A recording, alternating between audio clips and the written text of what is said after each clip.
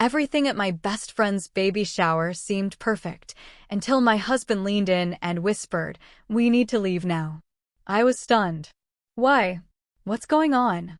He stayed silent until we got to the car. Then he finally turned to me and asked, "You really didn't notice, did you?" What he said next made my stomach drop. This is a story about a lie so profound.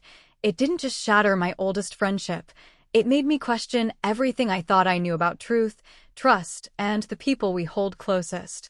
I used to think I understood betrayal, but nothing prepared me for the chilling deception my best friend had been living, a deception that ripped apart 2 decades of our shared history and left me absolutely reeling.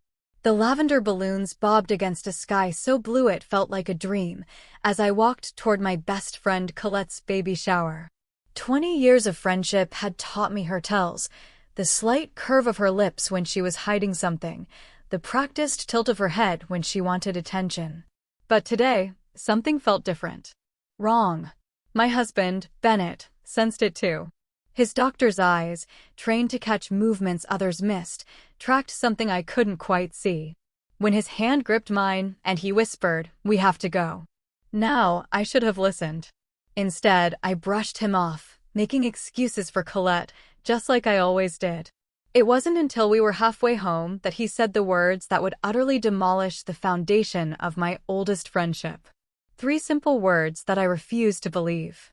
What I didn't know then was just how deep the deception went, or what it would truly cost me to finally see the truth about the person I thought I knew better than anyone else.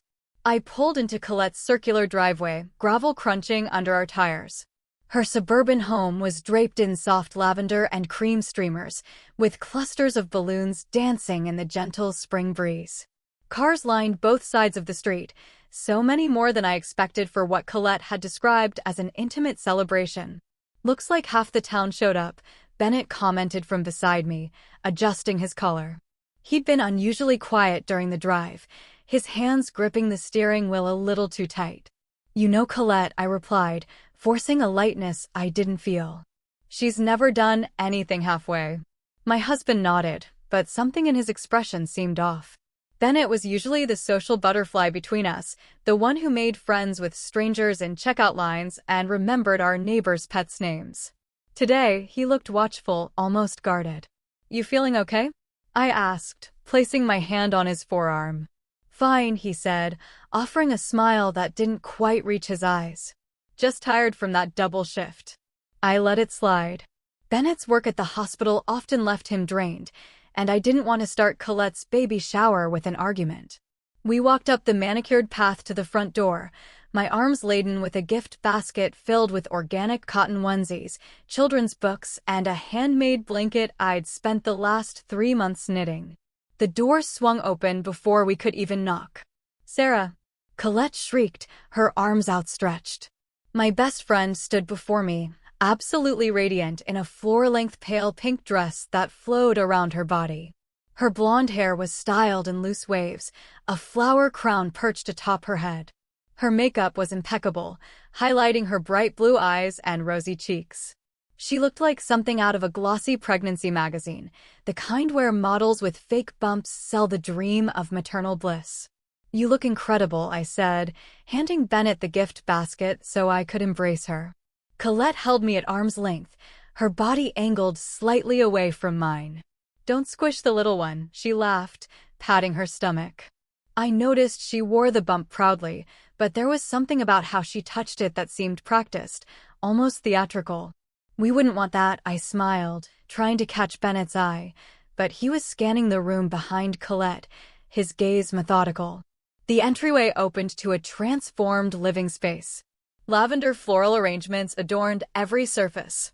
A professional photographer circulated through the crowd, capturing candid moments. In the corner, a bartender mixed mocktails and mimosas at a marble-topped bar. A neon sign blazed on the far wall. "It's a girl," in cursive pink letters. "This is, wow," I breathed, taking it all in. "Colette, this must have cost." "Don't worry about that," she cut me off, waving dismissively. "Most of it was donated. People have been so generous." Bennett's eyebrows rose slightly, but he remained silent. Alaric, Colette's husband of 3 years, approached with 2 glasses of champagne. Tall and angular, with dark hair starting to recede at the temples, he handed one to Bennett. For the non-pregnant among us, he joked, his British accent clipping the words. Congratulations, Bennett said, clinking glasses. First-time fatherhood. Big change coming. The biggest, Alaric agreed, though his eyes darted briefly to Colette. Something passed between them, a look I couldn't decipher. Sarah. A familiar voice called from across the room. Opal pushed through the crowd, her curly hair bouncing with each step. Behind her trailed Sierra and Gage. My old high school circle was complete once again. It's been forever, Sierra exclaimed, pulling me into a hug. Her willowy frame was draped in a bohemian dress, paint stains visible under her fingernails despite her obvious attempt to scrub them clean. 6 months is hardly forever, I laughed. In artist time, it's an eternity, she countered. Opal stood back, observing us with the analytical gaze she'd developed since becoming a therapist.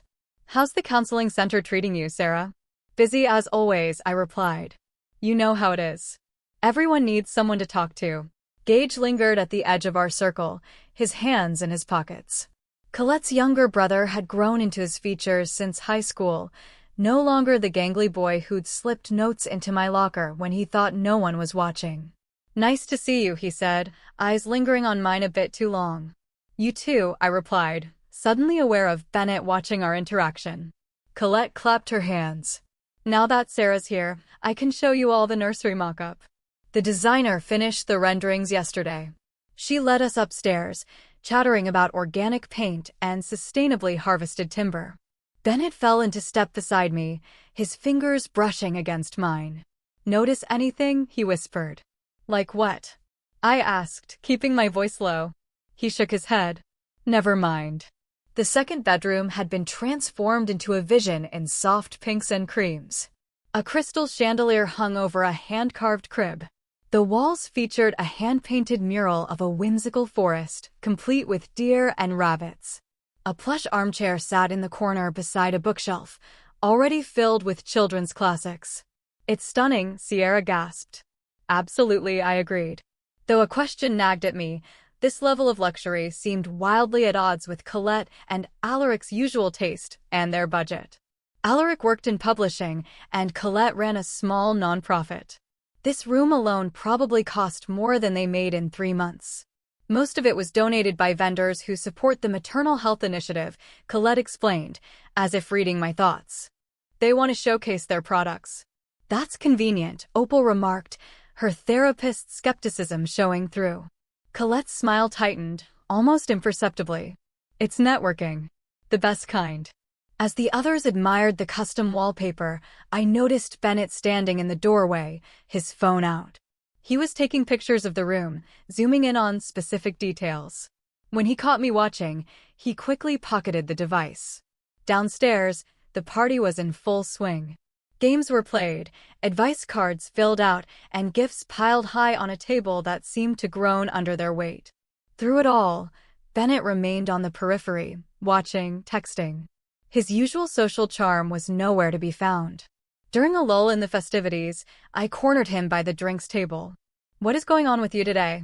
Nothing, he said, but his eyes continued to scan the room. You keep saying that, but you're acting weird. You've barely spoken to anyone. He sighed, running a hand through his dark hair. I'm sorry. I just noticed some things that don't add up. Before I could press further, the photographer called for a group photo. We arranged ourselves around Colette, who positioned herself front and center, hands cradling her belly like it contained the most precious treasure in the world. As the photographer counted down, Bennett stepped back, his attention caught by something, or someone, across the room. His eyes narrowed, and he pulled out his phone again, typing rapidly. I followed his gaze to a man standing near the gift table, middle-aged, with salt and pepper hair and glasses. He watched Colette with an expression I couldn't quite place. Concern? Confusion? Who's that? I whispered to Sierra. She shrugged. Maybe one of Alaric's colleagues or a family friend? The photo session ended, and Colette's mother took center stage. Patricia Whitman was a formidable woman, her blonde hair cut in a severe bob that framed her surgically enhanced features. When Colette told me she was finally expecting, Patricia began, glass raised. I thought of all the silence we've endured, all the waiting. This baby girl is truly a blessing, after long silence. The room erupted in applause. Beside me, Bennett stiffened. We have to go, he said abruptly, his voice low but urgent. Now. What? We can't just leave in the middle of. His fingers wrapped around my wrist, firm but not painful. His eyes bore into mine with an intensity that startled me. Trust me. We need to go. Bennett, this is my best friend's baby shower. I can't just, I'll explain in the car, he cut me off. Please. Something in his tone, not panic, but absolute certainty, made me relent. I made quick apologies to Colette, blaming a hospital emergency. She pouted but accepted my excuse, extracting a promise that we'd have lunch soon. As we drove away, the lavender balloons still visible in the rearview mirror, I turned to Bennett. This better be good. His knuckles were white on the steering wheel. It's not good, Sarah. It's not good at all. The silence in our car felt physical, like a third passenger wedged between us. Bennett drove with mechanical precision, eyes fixed on the road ahead. Outside, spring sunshine painted everything in cheerful colors that seemed to mock the growing tension. Are you going to tell me what that was about? I finally asked, breaking the silence. Or should I just guess? Bennett's jaw tightened. Give me a minute to figure out how to say this. Say what? That you embarrassed me in front of everyone I care about? That you pulled me out of my best friend's baby shower like we were fleeing a crime scene? He didn't respond, just flicked on his turn signal with unnecessary force as we merged onto the highway. Bennett, I tried again, softer this time. Whatever it is, just tell me. He exhaled slowly, his shoulders dropping. Not until we're halfway home. I need you focused, not distracted by traffic. You're scaring me. I'm sorry. He reached across the console to squeeze my hand. That's not my intention. We drove in silence for another 15 minutes, the suburban landscape giving way to open countryside. When we passed the midpoint marker, a rusty billboard advertising a long-closed diner, Bennett finally spoke. Colette's not pregnant. I stared at him, waiting for the punchline. When none came, I laughed. A short, incredulous sound. What are you talking about? We were just at her baby shower. I saw her belly. You saw something, he agreed, his voice clinically detached. But it wasn't a 7-month pregnancy. That's insane. I twisted in my seat to face him fully. I've known Colette since we were 6 years old. I think I'd know if she was faking a pregnancy. Would you? His eyes flicked to mine briefly before returning to the road. When was the last time you actually touched her stomach? The question landed like a slap. I opened my mouth to answer, then closed it again. I pictured every interaction with Colette over the past months, the announcement dinner, the gender reveal party, the shopping trips for maternity clothes. Each time, there had been hugs, but always at angles, always brief, always controlled. She doesn't like people touching her belly, I said defensively. Lots of pregnant women don't. That's convenient. Stop it. I snapped. This is ridiculous. You can't possibly think Colette is faking this. What would be the point? Bennett sighed. The man at the gift table? That was Dr. Nathaniel Harmon. He's an obstetrician at my hospital. So maybe he's her doctor. He's not. He works exclusively at Mercy General. Colette goes to St. Elizabeth's Medical Center. You told me that yourself when she first announced. I frowned. Maybe she switched doctors? Sarah. Bennett's voice was gentle now. He recognized my disbelief. We made eye contact, and he looked concerned, deeply concerned. About what? I don't know exactly. But after that, I overheard Alaric on the phone in the hallway near the bathroom. Bennett's hands tightened on the wheel again. He said, and I quote, "She's starting to believe it herself. We need to speed this up." A chill ran through me. That could have been about anything. Then explain the medical reports I saw in Colette's home office last week when we were helping them move furniture. You were snooping through their papers. I was aghast. They were out on the desk. Blood test panels, Sarah. Not consistent with pregnancy. You had no right. I'm a doctor. I know what I saw. Anger flared inside me, hot and defensive. So what? You think this is all some elaborate hoax, that my best friend is walking around with a fake bump, pretending to be pregnant? Do you hear how crazy that sounds? More than crazy, he agreed. Possibly pathological. This is. I sputtered, searching for words. This is jealousy. You've always been weird about my friendship with Colette. Bennett's face hardened. That's not fair. Isn't it? Ever since we got married, you've made comments about how much time I spend with her, how she calls too late, how she always needs something because she's manipulative. His voice rose for the first time. She uses you, Sarah. She always has. Pull over. My voice was ice. What? Pull over. Bennett guided the car onto the shoulder, putting it in park but leaving the engine running. We sat in charged silence, the soft hum of the air conditioning the only sound. I don't want to fight, he said finally. I'm telling you what I observed because I'm worried.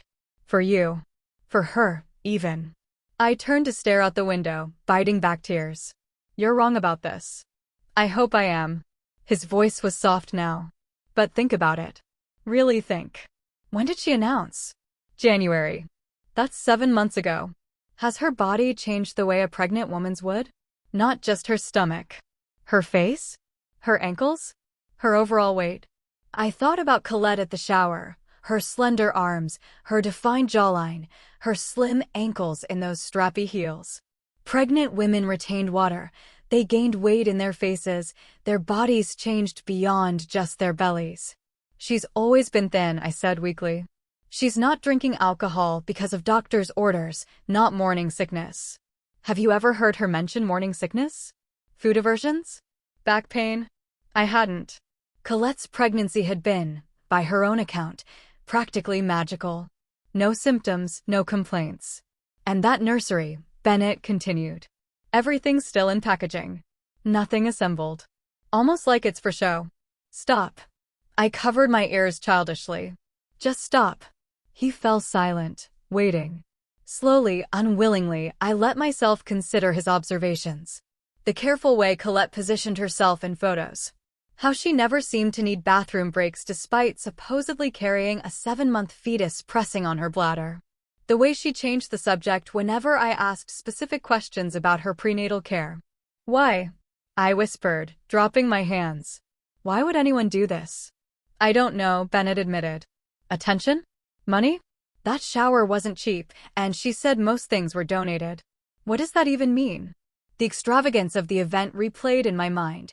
The professional catering, the designer decorations, the expensive gifts. Colette's nonprofit work focused on maternal health in underserved communities. Could there be a connection? I need to know for sure, I said finally. Bennett nodded, putting the car back in drive. So do I. As we pulled back onto the highway, doubt crept in like a fog, obscuring the certainties I'd built my life around. I'd known Colette longer than I'd known anyone outside my family. We'd shared everything. First periods, first kisses, college anxieties, wedding jitters. She was the sister I never had. But there had always been something performative about Colette, something that needed an audience. In high school, her heartbreaks were always public, her achievements always broadcast. Even her proposal from Alaric had been elaborately staged for maximum social media impact. I keep thinking about what her mother said, Bennett mused, breaking into my thoughts. A blessing, after long silence. What silence? Colette's never mentioned fertility issues. No, I agreed. She hasn't. My phone buzzed with a text. Asterisk Colette, miss you already. Lunch Tuesday? Just us girls. So much to tell you, asterisk. I stared at the message, seeing it with new eyes. So much to tell me? What hadn't she already shared about this pregnancy? The rest of the drive passed in contemplative silence. By the time we pulled into our driveway, the sun was setting, painting the sky in shades of orange and pink. What now? I asked as Bennett cut the engine. He turned to me, his face gray in the fading light. That's up to you. She's your friend. I nodded slowly. I need to find out the truth, whatever that is. We'll face it together, he agreed. That night, I lay awake long after Bennett's breathing had deepened into sleep. My mind replayed every interaction with Colette over the past 7 months, searching for clues I might have missed, the excitement in her voice when she called with the news, the way she declined my offer to accompany her to appointments, the vague answers about due dates and doctors' recommendations. By morning, I had made a decision. I needed to see for myself. The day after the shower dawned bright and clear. Bennett had an early shift at the hospital, leaving me alone with my tumultuous thoughts. I paced our kitchen, coffee growing cold in my mug, replaying his accusations in my mind. Could it be true? Could my best friend, the person I trusted most in the world besides my husband, be living such an elaborate lie? I picked up my phone and scrolled through recent pictures of Colette.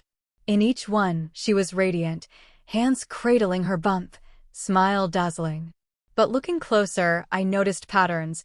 She always wore flowing dresses or oversized tops, always stood at an angle, always kept some distance between herself and others. Before I could second-guess myself, I texted her, "Left my shawl at your place yesterday. Okay if I swing by to grab it?" Her response came almost immediately.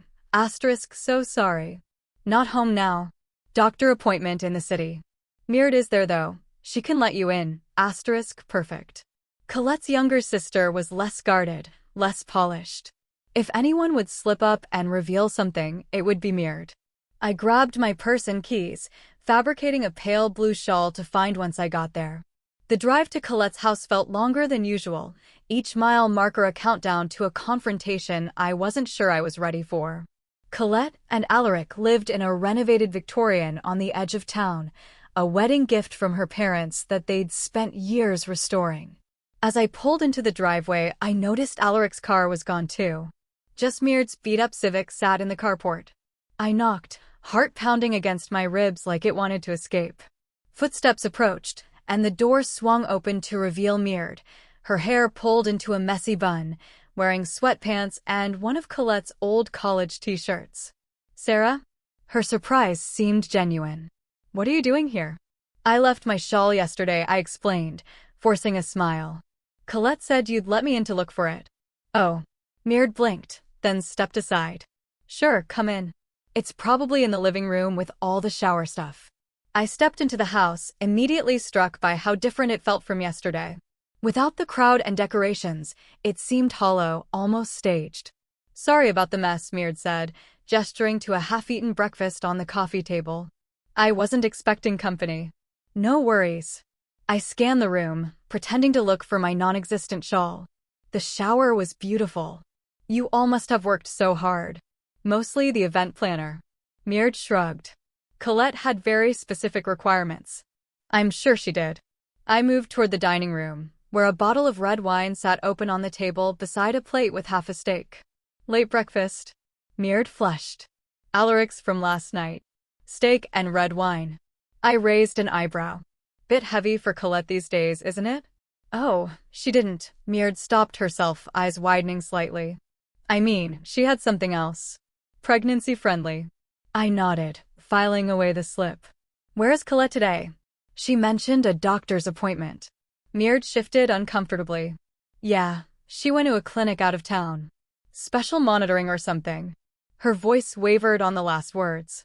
"Is everything okay with the baby?" I pressed, watching her reaction carefully. "Oh, everything's fine." The answer came too quickly.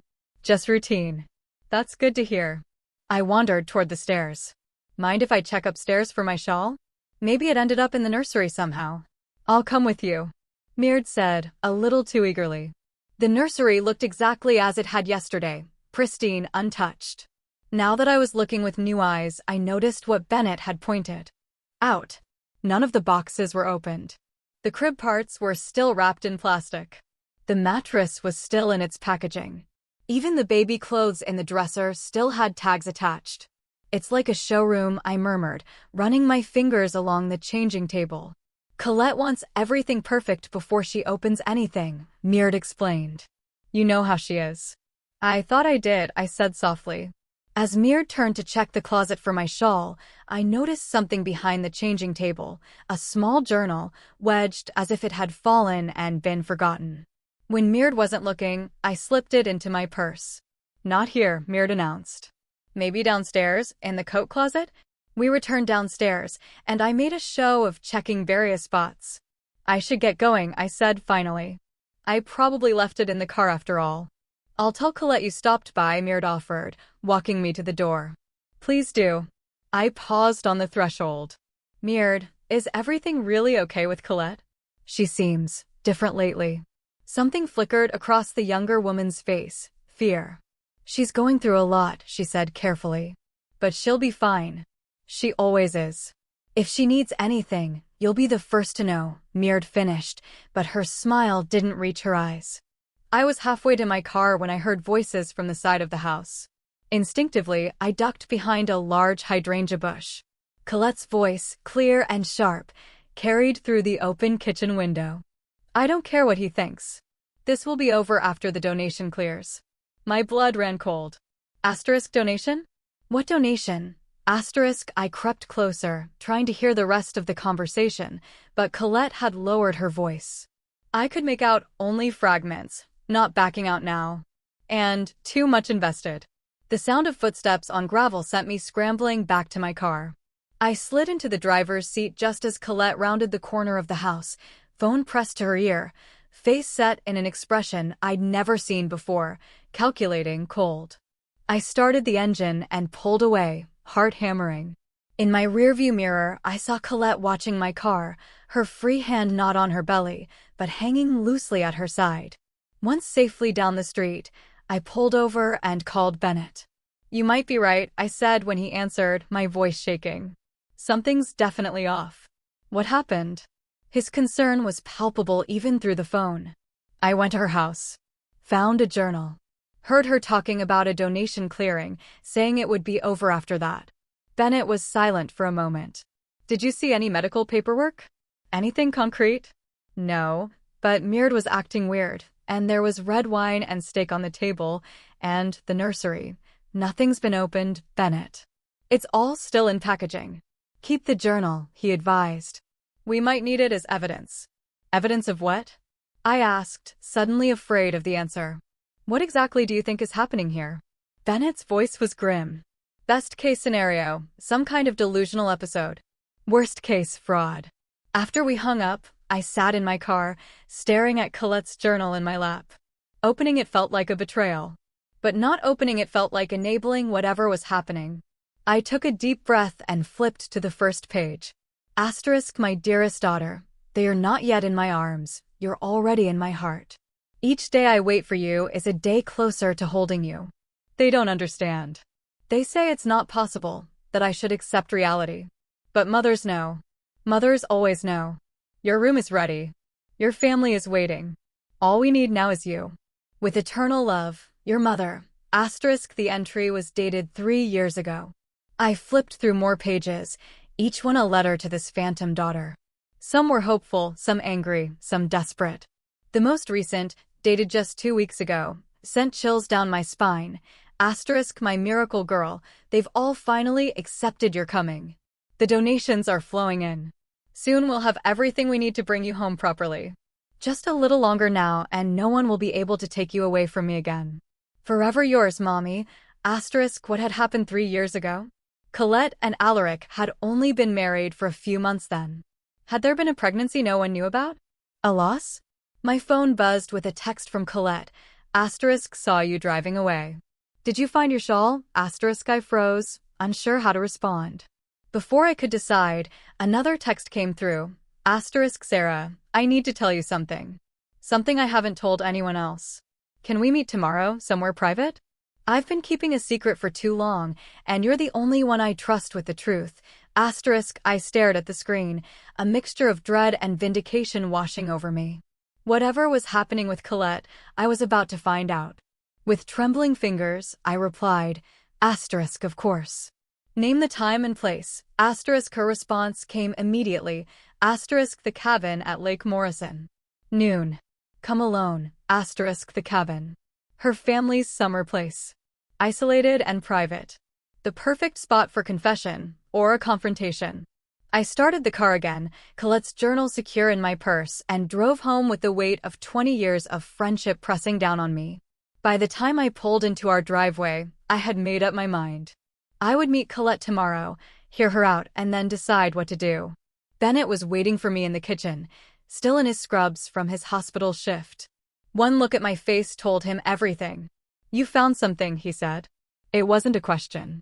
A lot of somethings. I sank into a chair at our kitchen table. "And tomorrow, I'm going to find out the rest." I showed him the journal, watched his expression darken as he read.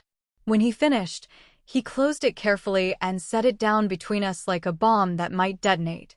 "Whatever you're walking into tomorrow," he said quietly, "be careful. If she's been living this delusion for 3 years. She's still Colette," I insisted, though I wasn't sure anymore what that meant. "She's still my friend." Bennett reached across the table and took my hand. "People who are drowning will pull down anyone trying to save them," he said. "Remember that." That night, I left Bennett a voicemail before falling into a troubled sleep. "I think you're right about everything. I am scared of what I'll find out tomorrow." In my dreams, I stood in Colette's perfect nursery, watching as she rocked an empty blanket, singing lullabies to no one at all. The drive to Lake Morrison took 40 minutes, each mile heightening my anxiety. I'd barely slept, turning over possibilities in my mind until dawn broke. Bennett had offered to come with me, but this was something I needed to face alone. Whatever this turned out to be. The lake was peaceful in the late spring sunshine, its surface rippling with gentle waves. The Whitman family cabin sat nestled among tall pines on the eastern shore, its weathered wood and stone chimney a fixture of my childhood memories. Colette and I had spent countless summer days here, swimming, gossiping, dreaming of our futures. As I pulled up the gravel driveway, I spotted Colette's white SUV parked under the carport. My stomach clenched. There was no turning back now. I approached the cabin slowly, taking in details I'd missed on previous visits. The porch swing where we'd shared secrets now looked abandoned, its chains rusted. Flower pots sat empty. The welcome mat was faded beyond recognition. Before I could knock, the door swung open. Colette stood there, dressed in a simple white sundress. No baby bump. No pregnancy glow. Just Colette. Her face bare of makeup, her blue eyes rimmed with red. "You knew?" she said simply. Not a question. I nodded, unable to find words. She stepped back, gesturing me inside.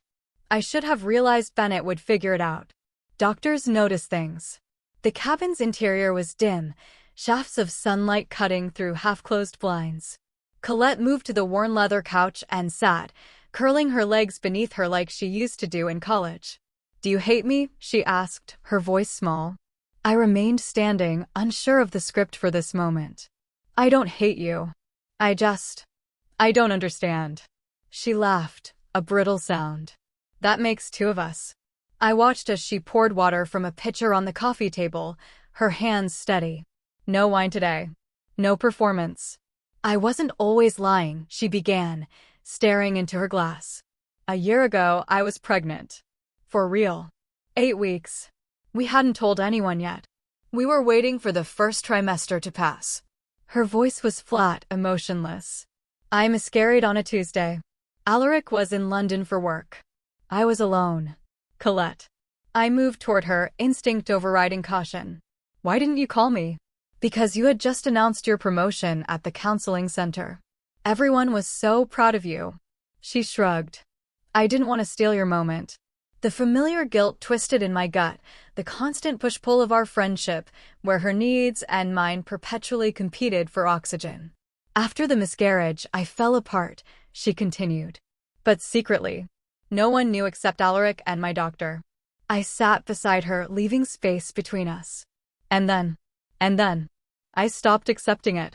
I started talking to the baby like she was still there, buying things, planning. Colette's hands fluttered to her still flat stomach. Alaric was worried, but he went along with it at first. He thought it was grief. "When did it become this?" I gestured vaguely at her, at the situation we were now in. She sighed. 3 months ago, I was supposed to speak at a maternal health fundraiser for my nonprofit, you know. But I had a panic attack before going on stage. Couldn't breathe, couldn't think. I remember. You said you had food poisoning. Another lie. She smiled sadly. Alaric found me hyperventilating in the bathroom. I kept saying I couldn't face them, couldn't tell them I'd failed. And then he said, "What if you didn't have to?" My blood ran cold. He suggested you fake the pregnancy? Not exactly. He suggested I could say I was newly pregnant, just to get through the event. We'd announce a loss later, after I'd had time to process privately. Colette's eyes met mine hollow. But it felt so good, Sarah. The congratulations. The attention. The way people looked at me like I was special again. So you kept going. It snowballed. One event became another. A small bump became a bigger one. And then the donations started coming in. I frowned. Donations? Colette stood abruptly, moving to a desk in the corner. She returned with a folder full of papers. Here, she said, spreading them on the coffee table. See for yourself. The documents showed donations, substantial ones, from various businesses and individuals, all to Colette's nonprofit, New Beginnings Maternal Care. The foundation is real, she explained. The work we do is real. We provide prenatal care to women in underserved communities. What isn't real is. She trailed off. I finished. Your pregnancy. She nodded, eyes downcast. I don't understand. Why would your pregnancy affect donations to your nonprofit? Because of who the donors are. Colette shuffled through the papers, pulling out several checks with familiar names. The Graves Foundation, the Williams Trust, Hampton Healthcare Services. They all have one thing in common. I scanned the names, recognition dawning. They all lost children. Or grandchildren. Or siblings. They donate to maternal health care because of personal tragedy. Colette's voice hardened slightly. And they connect with me because they think I understand their fear. The fear of losing a child. The calculation of it all stunned me. So the baby shower was a fundraiser? Essentially? Every gift, every decoration, all donated by companies that support New Beginnings. They get tax write-offs and publicity. We get supplies for our clinics. My mind raced to process this information. It was manipulative, certainly. Deceptive, absolutely. But criminal? I wasn't sure. Colette, this is, my phone buzzed in my pocket. A text from Bennett, * the obstetrician just emailed me. He says he filed a fraud report, * my heart sank. I looked up at Colette, who was watching me intently. Bad news? She asked. I hesitated, then turned my phone screen toward her. She read the message, her face draining of color. Who else knows? I asked quietly. Just Alaric. And Mird. She figured it out last month. Colette's composure cracked. Sarah, I can't go to jail. The foundation will collapse. All those women we help, they'll have nothing. You should have thought of that before you started this performance. I know. Tears spilled down her cheeks. I know it was wrong, but I'll make it right. Once the final donation from Graves clears, it's for a new ultrasound machine for a mobile unit. I'll announce that I lost the baby. There will be sympathy, not suspicion. No one will question it. The coldness of her planning chilled me. This wasn't grief or delusion speaking. This was calculation. And what about all the people who care about you? Who've been worried about you, shopping for you, planning for you? What about their feelings? They'll recover, she said dismissively. People always do. I'm not sure I will, I admitted. Something shifted in Colette's expression, a flash of the girl I'd grown up with, vulnerable and real. I need you, Sarah. You're the only person who won't abandon me over this. The only one who will understand. The weight of 20 years of friendship pressed down on me. The sleepovers, the graduations, the weddings, the secrets shared and promises made. The times she'd been there for me, and the times she hadn't. I'll think about it, I said finally, gathering my purse. But Colette, this has to stop. Today. She nodded, desperation in her eyes. Anything you want. Just don't tell anyone else. Please. As I drove away, the cabin growing smaller in my rearview mirror, I felt hollow. The Colette I thought I knew had disappeared, replaced by someone I barely recognized. On the highway, my phone rang. Bennett, you were right, I said before he could speak. About everything. Are you okay? His concern warmed the chill that had settled in my chest. No, I admitted. I'm really not. Come home, he said softly. We'll figure this out together. But as I drove, a nagging question persisted. Something about the donation from Graves that Colette had mentioned. The name was familiar beyond just seeing it on the donor list. I took the next exit and pulled into a coffee shop parking lot, searching my phone contacts. There it was, Penelope Graves. The stern widow I'd met at a charity gala last year. She'd taken an interest in my counseling work with grieving parents. Before I could second-guess myself, I dialed her number. Mrs. Graves, this is Sarah Walker. We met at the Bright Futures Gala. I swallowed hard. I was wondering if I could ask you about a donation. Stood on our porch, soaked to the skin, hair plastered to her face. No makeup, no designer clothes. Just Colette. Broken and dripping on our welcome mat. I opened the door. She didn't speak. Didn't move. Just stared at me with empty eyes. Then, like a puppet with cut strings, she collapsed forward into my arms. Her body felt small, fragile, as I half-carried her inside. For a woman who'd been portraying a 7-month pregnancy, she seemed to have wasted away to almost nothing. I could feel her ribs through her sodden shirt. I settled her on the couch, wrapping her in a throw blanket. She stared straight ahead, unresponsive. I made tea. She didn't drink. I asked questions. She didn't answer.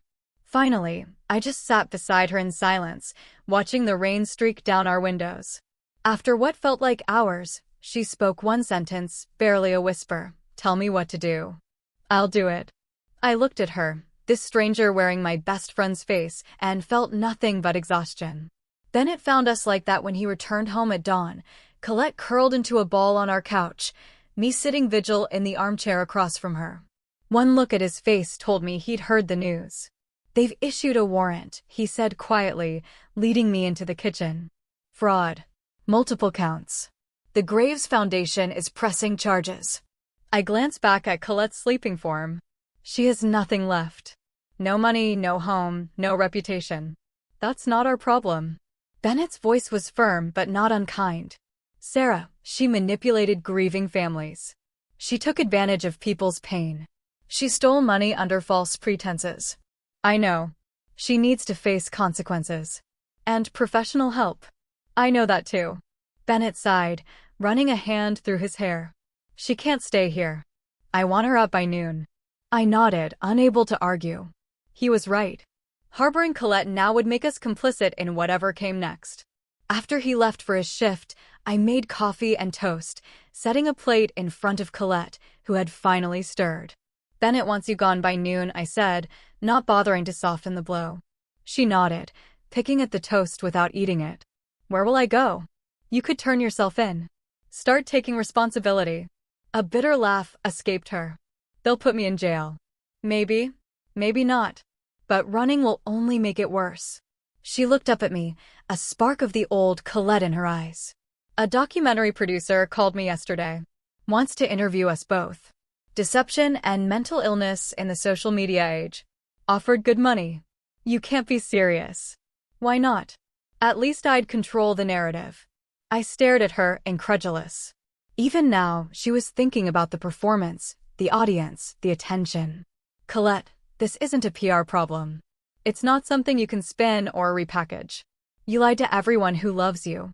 You exploited people's grief for money for the foundation, she corrected automatically. Which you controlled. Which enhanced your reputation. Which gave you access to powerful people. I leaned forward, forcing her to meet my eyes. Stop lying to yourself, if no one else. Something cracked in her expression. What do you want from me, Sarah? Tears? Confession? Self-flagellation? Will that make you feel better about abandoning me when I need you most? This isn't about me.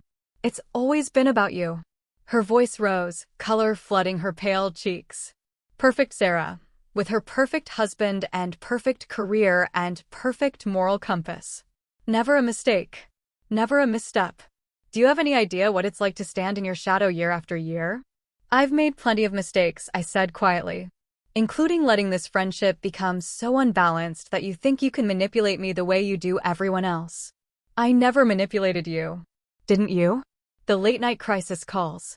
The emergencies that always seemed to happen when I had something important going on. The constant need for reassurance and validation. She flinched as if I'd struck her. That's what friends do. They show up for each other. Friends, not emotional vampires. We stared at each other across the kitchen table, 20 years of friendship stretching between us like a chasm. I think there's something wrong with me, she whispered finally. I can't tell where the line is anymore. Between what's real and what's performance. I know, I said, softening despite myself. That's why you need help, Colette. Real help. She was silent for a long moment. Then, I just wanted to be special again. Before I could respond, a sharp knock came at the door. Through the window, I could see a police cruiser in our driveway. Colette's eyes widened in panic. She bolted from her chair, heading for the back door. I caught her arm. Don't, I pleaded. It will only be worse if you run. Let me go. She twisted in my grip, desperate. Sarah, please. I can't go to jail. I can't. In that moment, I had to choose. The friend I'd known forever or the truth I couldn't ignore. The loyalty that had defined most of my life, or the moral clarity that had emerged from its ashes. I'll speak for you, I said finally, releasing her arm. I'll tell them you came here voluntarily. That you're cooperative. It might help. She sagged against the wall, defeated. You really think I'm a monster, don't you? No, I shook my head. I think you're lost. And I can't find you anymore. The next hours passed in a blur, statements given, charges read, Colette hollow-eyed being led to a police car. My promise to testify about what I knew, a partial account that omitted certain details that would have made things worse for her. A half-truth for a half-life. Weeks turned to months. Colette accepted a plea deal, probation, restitution, community service, and mandatory psychiatric treatment. The foundation was dissolved, its remaining assets transferred to legitimate maternal health organizations. I testified as promised, walking the line between honesty and mercy. I described the miscarriage, the grief that had spiraled into delusion, the genuine work the foundation had done despite its fraudulent fundraising. I didn't mention the calculated way she'd targeted specific donors, or the journal entries that suggested the deception had been planned rather than impulsive. Some would call it perjury by omission. I called it the last act of friendship I could offer. 6 months after the baby shower that had started it all, a letter arrived from the psychiatric facility where Colette was receiving inpatient care.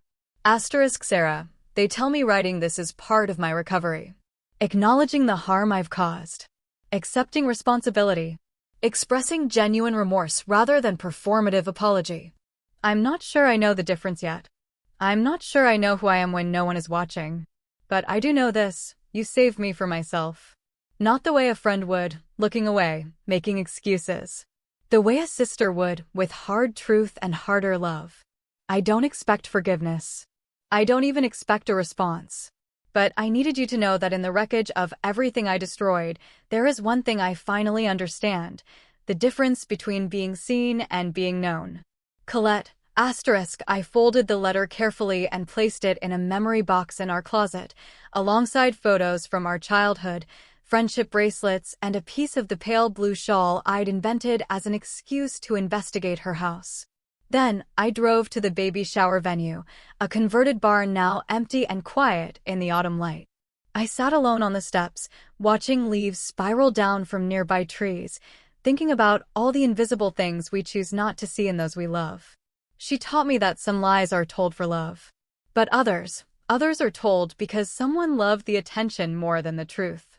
Have you ever ignored the warning signs in a friendship, choosing comfortable lies over painful truths?